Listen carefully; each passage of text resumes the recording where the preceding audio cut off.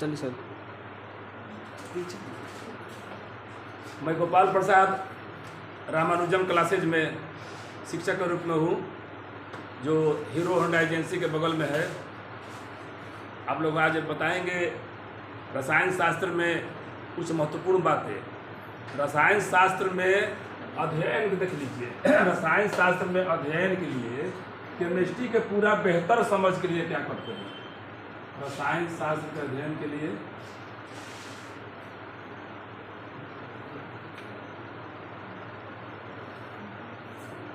अध्ययन के लिए रसायन शास्त्र के अध्ययन के लिए मुख्यतः मुख्य रूप से 3 टॉपिक का ज्ञान प्राप्त करना आवश्यक है। ज्ञान प्राप्त करना आवश्यक है। तब इस समझ में 3 टॉपिक हमको बेहतर ज्ञान प्राप्त करना है, याद रखिएगा। तब सारा केमिस्ट्री समझ में नहीं जाएगा। मैट्रिक से लेकर के 8, 9, 10 क्लास से लेकर के एमएससी तक। और 3 बातें देखिए क्या क्या है। पहला है परमाणु संरचना। परमाणु संरचना अंग्रेजी में कहते हैं एटॉमिक स्ट्रक्चर। दूसरा है आवर्त सारणी।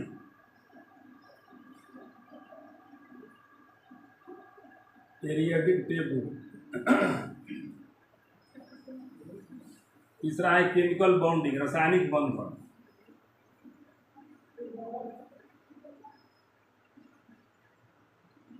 उसको कहता है केमिकल बॉन्डिंग।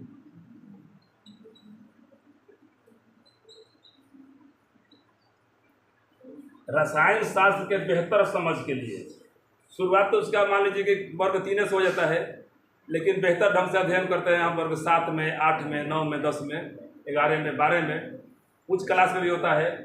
तो अगर आपको चाहते हैं कि रसायन शास्त्र का बेहतर ज्ञान प्राप्त हो, तो उसके लिए 3 गो टॉपिक बेहतर ढंग से समझ लीजिए। बार बार उसको पढ़ना पड़ता है। अगर आप एमएस में भी पढ़ रहे हो तो 3 टॉपिक का ज्ञान हमेशा आपको होना चाहिए, जिससे समझ में आता है बेहतर ढंग से। अगर 3 गो टॉपिक का ज्ञान नहीं हो तो बिल्कुल समझ में नहीं आएगा। पहला टॉपिक हो गया परमाणु संरचना। मान परमाणु क्या है?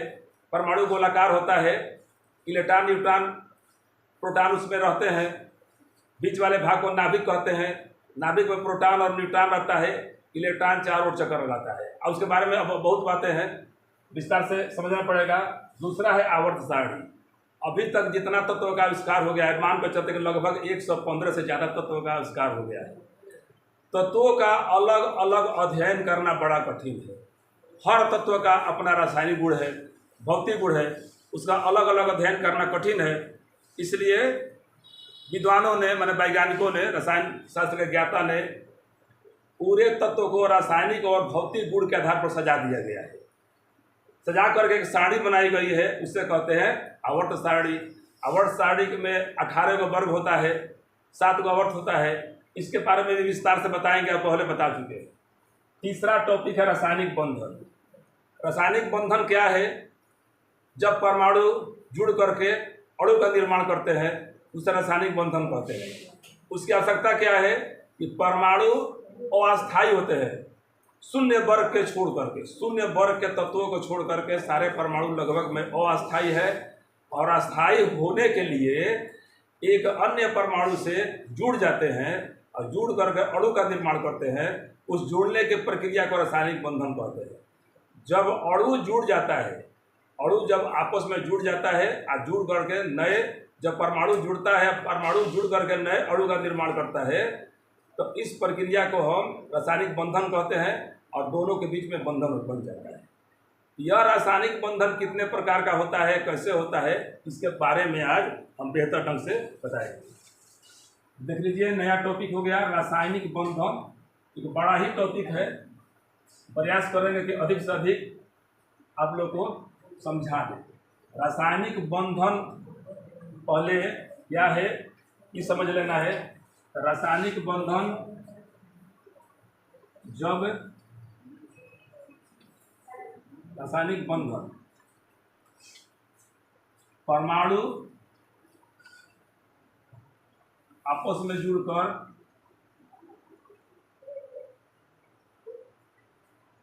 नए अणु का निर्माण करते हैं।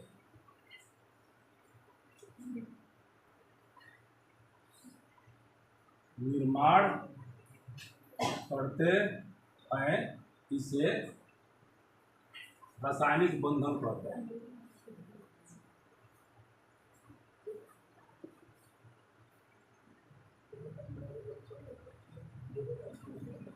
रासायनिक बंधन मुख्य रूप से दो प्रकार का होता है। रासायनिक बंधन माने केमिकल बॉन्डिंग हो गया, केमिकल बॉन्डिंग, रासायनिक बंधन। जिस प्रकार बंधन का और समझ लीजिए, जिस प्रकार हमारे समाज में हम देखते हैं शादी ब्याह क्या है, एक भी वो भी एक बंधन है। उसमें लड़का लड़की का शादी होता है, अस्थायी रूप से आपस में जुड़ जाते हैं और एक नए परिवार का निर्माण करते हैं, तो पारिवारिक बंधन हो गया। उसी तरीके से इसमें जो परमाणु है वो अस्थायी होते हैं और आपस में जुड़ जाते हैं और एक बंधन का निर्माण करते हैं, उसे रासायनिक बंधन कहते हैं। अब इतना आसान नहीं है कि रासायनिक बंधन को हम फिर तत्वों को अलग अलग तोड़ दें, मतलब बंधन बहुत मजबूत होता है। यह हो गया मुख्यतः दो प्रकार के, यह दो प्रकार का होता है, अर्थात ये दो प्रकार से बंधन बन सकता है। दो प्रकार से, यह दो प्रकार का होता है रासायनिक बंधन का। प्रकार दो हो गया, पहला हो गया सहसंयोजक बंधन। सहसंयोजक बंधन, कोवैलेंट बॉन्ड कहते हैं इसको, कोवैलेंट बॉन्ड, इसको हिंदी में लिख देता है सुविधा के लिए, कोवैलेंट बॉन्ड। दूसरा हो गया आयनिक बंधन। आयनिक बंधन, आयोनिक नाम हो जाएगा आयनिक बॉन्ड, आयनिक बंधन हो गया। सहसंयोजक बंधन और आयनिक बंधन। तो अब आप लोग विस्तार से बताएंगे कि सहसंयोजक बंधन के बारे में विस्तार से बता रहे हैं यहाँ पर कि सहसंयोजक बंधन क्या है। तो इसमें दो परमाणु इलेक्ट्रॉन की साझेदारी करते हैं और साझेदारी करने के पश्चात आपस में जुड़ जाते हैं। तो जब दो परमाणु, अब लिखते हैं यहाँ पर सहसंयोजक बंधन, यह बंधन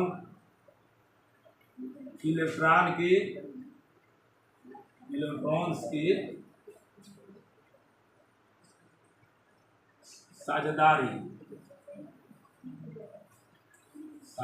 के आधार पर बनता है।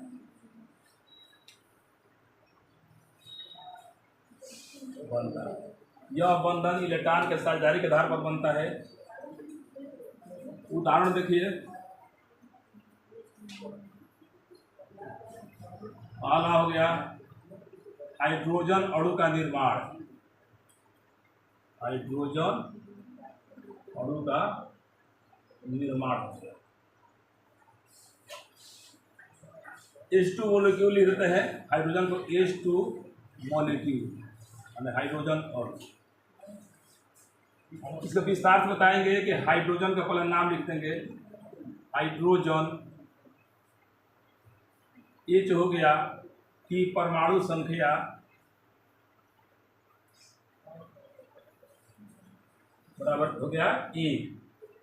हाइड्रोजन परमाणु संख्या हो गया 1। इसका विन्यास निकालेंगे हम, हो गया 1s1, अर्थात बाहरी कक्षा में इलेक्ट्रॉन हो गया, इलेक्ट्रॉन बराबर हो गया 1। अब ये साझेदारी करेगा, इसको लिखते हैं इस प्रकार से, यह हाइड्रोजन हो गया, यहाँ पर एक इसका यह इलेक्ट्रॉन हो गया। यह हाइड्रोजन एक और हाइड्रोजन है, इसके पास भी एक इलेक्ट्रॉन है। अब दोनों का मिलान करेंगे, H लिख दीजिए यहाँ पर, इलेक्ट्रॉन यहाँ पर हो गया, साझेदारी हो गया, मिला देंगे। साझेदारी के इलेक्ट्रॉन हो गया 2। इस तरह एक इलेक्ट्रॉन के साझेदारी होगा, एक बॉन्ड बनेगा, इसको लिखते हैं या H2। जब साझेदारी में इलेक्ट्रॉन एक एक इलेक्ट्रॉन दोनों देता है तो सिंगल बॉन्ड बनता है, यहाँ लिखते हैं सिंगल बॉन्ड। सिंगल बॉन्ड मतलब एकल बंधन, एकल बंधन, सिंगल बॉन्ड। देख लीजिए हाइड्रोजन अणु के निर्माण में दोनों हाइड्रोजन परमाणु एक एक इलेक्ट्रॉन की साझेदारी करते हैं और साझेदारी करके आपस में जुड़ जाते हैं और सिंगल बॉन्ड का निर्माण करते हैं। अब चलते हैं हम दूसरा, जैसे क्लोरीन का परमाणु। अब क्लोरीन का परमाणु का मतलब क्लोरीन अणु का निर्माण लिखेंगे हम, उसमें देखिए कैसे कैसे बंधन बनता है। क्लोरीन अणु का निर्माण,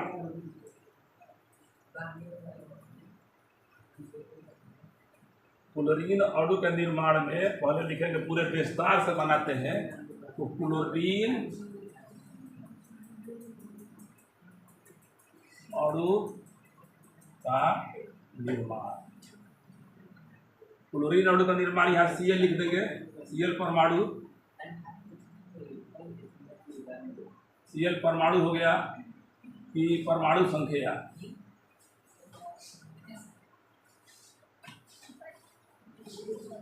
बराबर 17। विन्यास लिखते हैं 1s2 2s2 2p6 3s2 3p5।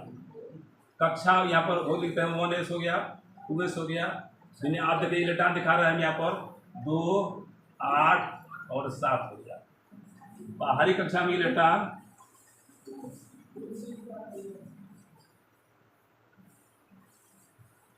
हो गया कितना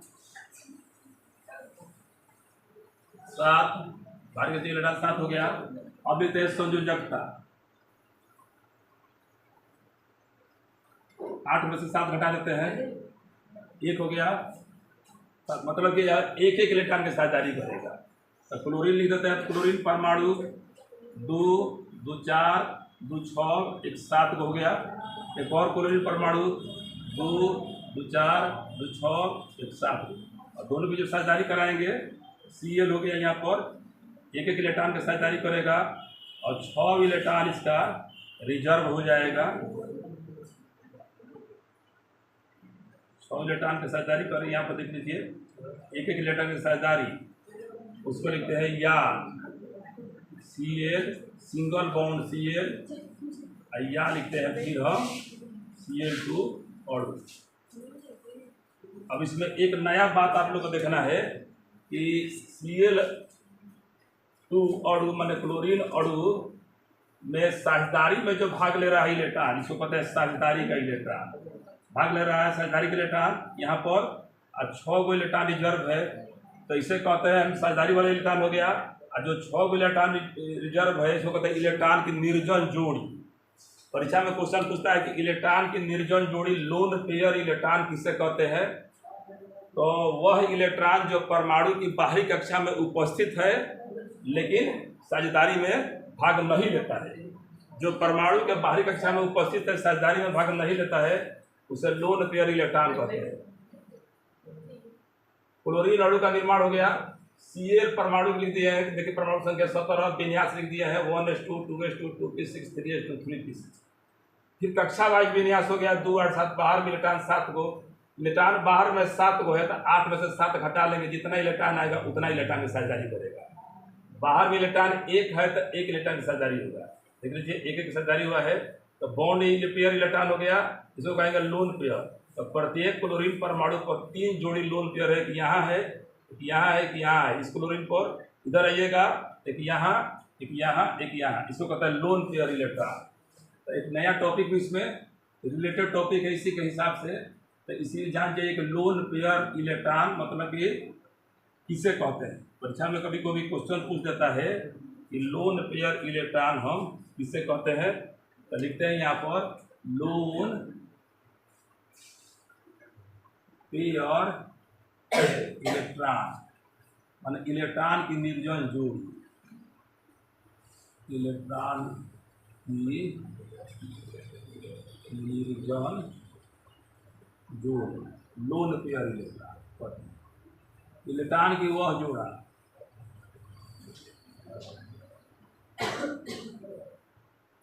इलेक्ट्रॉन का वह जोड़ा जो परमाणु के बाहरी कक्षा में उपस्थित रहता है, परमाणु के बाहरी कक्षा में उपस्थित रहता है लेकिन साझेदारी में भाग नहीं लेता है।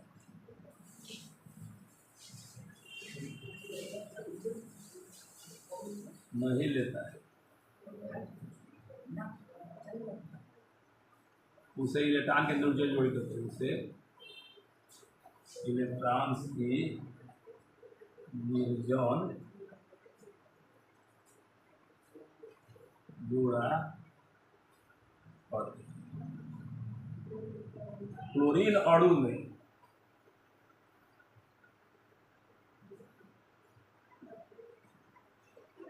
प्रत्येक क्लोरीन परमाणु पर प्रत्येक क्लोरीन परमाणु पर तीन जोड़ा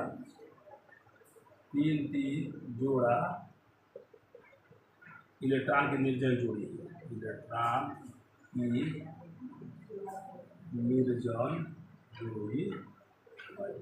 देख लीजिए, एक यहाँ है, एक यहाँ है, एक यहाँ है, यही इलेक्ट्रॉन की निर्जन जोड़ी हो गया।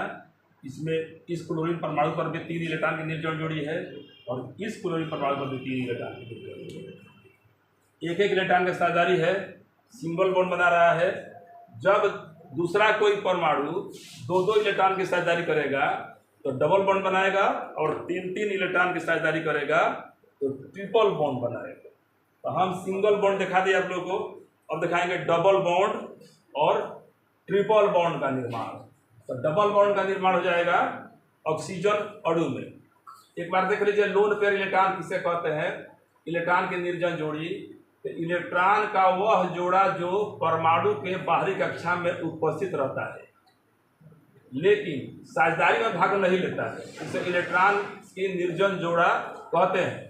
क्लोरीन अणु में प्रत्येक क्लोरीन परमाणु पर 3 जोड़ा इलेक्ट्रॉन का निर्जन जोड़ा है। क्लोरीन के बाहरी कक्षा में 7 इलेक्ट्रॉन है, देख लीजिएगा 7 इलेक्ट्रॉन हो गया, 2 2 4 2 6 7। यह क्लोरीन के बाहरी कक्षा में 7 इलेक्ट्रॉन है, एक ही इलेक्ट्रॉन भाग लेता है साझेदारी में। क्लोरीन का एक इलेक्ट्रॉन भाग लेता है साझेदारी में, तो इस क्लोरीन परमाणु पर टोटल 8 इलेक्ट्रॉन हो गया। अष्टक नियम का पालन कर रहा है। अष्टक नियम किसे कहते हैं? कि जिस परमाणु के बाहरी कक्षा पूर्ण हो जाती है, मतलब 8 इलेक्ट्रॉन हो जाता है, तो वह अस्थायी हो जाता है। तो इसमें 8 को इलेक्ट्रॉन इसके पास भी हो गया, 2 2 4 2 6 2 8, 2 2 4 2 6 8। इस प्रकार अष्टक नियम का पालन हो रहा है। अष्टक नियम माने परमाणु के बाहरी कक्षा में 8 इलेक्ट्रॉन का हो जाएगा। 8 से यदि कम इलेक्ट्रॉन है, जितना इलेक्ट्रॉन कम होगा उतना ही इलेक्ट्रॉन साझेदारी के द्वारा उसको प्राप्त हो जाना चाहिए, अस्थायी हो जाता है। ये हो गया क्लोरीन अणु का निर्माण। अष्टक नियम का पालन भी हो गया। लोन पेयर इलेक्ट्रॉन की जानकारी हो गया कि लोन पेयर इलेक्ट्रॉन किसे कहते हैं? जो इलेक्ट्रॉन परमाणु की बाहरी कक्षा में है लेकिन साझेदारी भाग नहीं ले रहा है, उसी को हम केवल लोन पेयर इलेक्ट्रॉन कहते हैं, इलेक्ट्रॉन के निर्जन जोड़ी कहते हैं। प्रत्येक क्लोरीन परमाणु पर 3 इलेक्ट्रॉन के निर्जन जोड़ा है। देख लीजिए, अष्टक नियम का पालन हो रहा है, मतलब परमाणु के बाहरी कक्षा में 8 इलेक्ट्रॉन हो रहा है। 2 2 4 2 6 2 8, 2 2 4 2 6 2 8 हो गया। अब चलते हैं ऑक्सीजन अणु का निर्माण। तो उसी तरीके से पूरा विस्तार से क्या करते हैं, जब हम रचना करते हैं किसी भी अणु का सहसंयोजक बंधन में, तो पहले उसका नाम, उसकी परमाणु संख्या लिखते हैं और उसका विन्यास लिखते हैं। और विन्यास से पता चल जाता है कि बाहर में कितना इलेक्ट्रॉन है और कितना इलेक्ट्रॉन की साझेदारी करेगा। यहाँ देख लीजिए, ऑक्सीजन अणु का निर्माण। ऑक्सीजन अणु का निर्माण देख लीजिए, यहाँ पर ऑक्सीजन अणु का निर्माण हो गया। ऑक्सीजन अणु का निर्माण। O2 लिखते हैं, O2 अणु। पहले नाम लिखिएगा आप लोग, पूरा विस्तार से समझ लीजिए कि भुलाए नहीं जिंदगी में कभी। ऑक्सीजन पहले परमाणु लिखिए, उसका संकेत हो गया क्या? तो O, परमाणु संख्या कितना हो गया? 8। विन्यास लिख दीजिए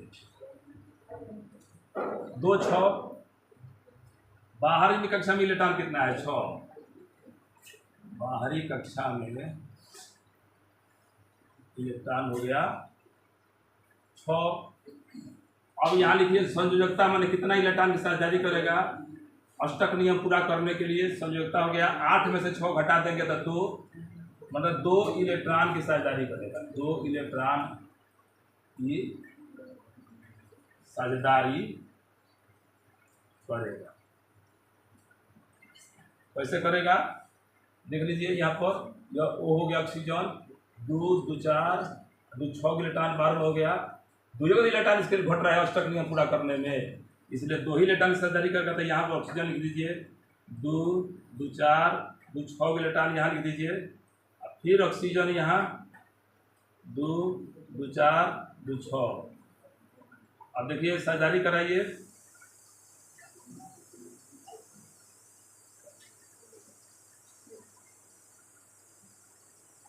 यहाँ से फिर यहाँ से आइए।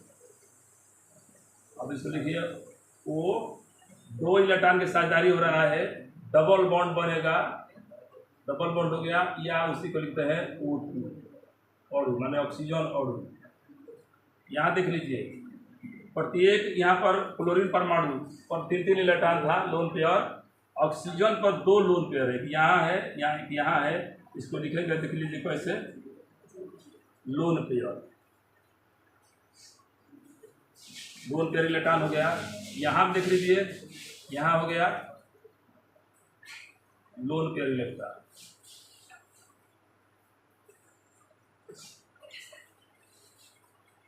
लोन पेयर इलेक्ट्रॉन यहाँ हो गया। तो प्रत्येक ऑक्सीजन परमाणु पर 2 जोड़ा लोन पेयर है, 4 गो साझेदारी इलेक्ट्रॉन है। 4 गो साझेदारी इलेक्ट्रॉन डबल बॉन्ड बना रहा है। अगर कोई परमाणु 3 इलेक्ट्रॉन की साझेदारी करता है, जैसे नाइट्रोजन में, उसमें ट्रिपल बॉन्ड बनेगा, इसमें डबल बॉन्ड बन रहा है। O2 अणु का निर्माण हो गया। इस प्रकार क्या आप समझ में आ गया? देख लीजिए आप लोगों को ऑक्सीजन अणु का निर्माण, O2 अणु का निर्माण। ऑक्सीजन परमाणु यहाँ पर स्पष्ट होगा। ऑक्सीजन अणु का निर्माण डबल बॉन्ड बना करके हो गया। अब इसके बाद ट्रिपल बॉन्ड फिर अगली कक्षा में बताएंगे।